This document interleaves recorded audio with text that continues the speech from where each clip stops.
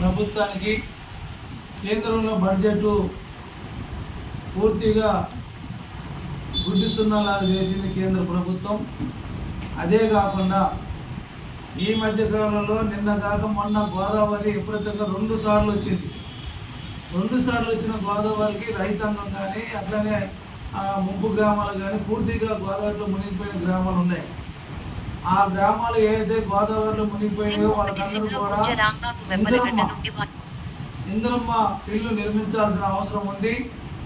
అదే రకంగా వారికి సరైన సదుపాయం కూడా కల్పించాల్సిన బాధ్యత తెలంగాణ ప్రభుత్వం పైన ఉంది.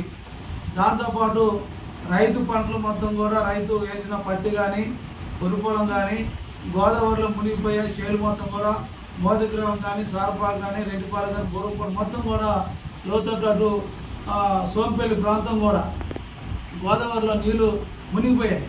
కానీ వాళ్ళకందరూ కూడా రైతుకి మరి ప్రభుత్వం ఆ భూములు ఎంత మునిగిపోయో ఆ భూములు మొత్తం కూడా సర్వే చేసి ఆ సర్వే ప్రకారం ఉండి నష్టపోయిన రైతులకు మొత్తం కూడా నష్టపరిహారం ఇవ్వాల్సిన బాధ్యత ప్రభుత్వం పైన ఉంది.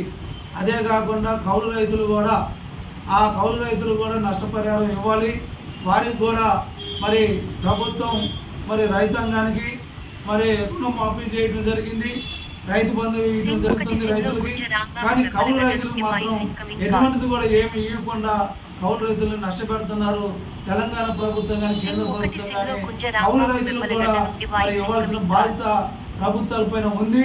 అదే కాకుండా మరి ప్రభుత్వం ఈ యొక్క లోతట్టు ప్రాంతంలో మునుగుతున్న గ్రామాల మొత్తాన్ని కూడా ఇంద్రమ్మ ఇల్లు ఇచ్చి మెరక ప్రాంతంలో ఇల్లు కట్టించాల్సిన బాధ్యత ప్రభుత్వాలు అధికారులపైన ఉంది తప్ప మరి ఇది సామాన్య ప్రజలు బతికే పరిస్థితి లేదు.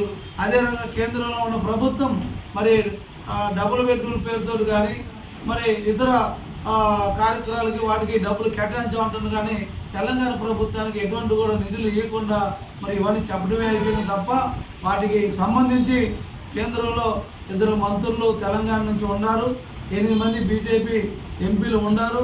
ఆ 8 మందిలో 2 ఎంపీ మంత్రులుగా కేంద్రం నుంచి ఉండడం జరిగింది.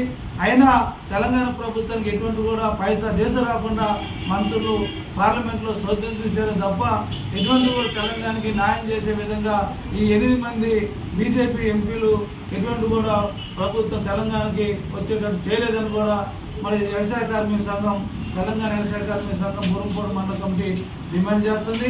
అందుకోసం దీని వెంటనే ప్రభుత్వం జోక్యం చేసుకోవాలి. కౌలు రైతులకి ఖచ్చితంగా నష్టపోయిన రైతులకి నష్టపరిహారం కట్టించాలి.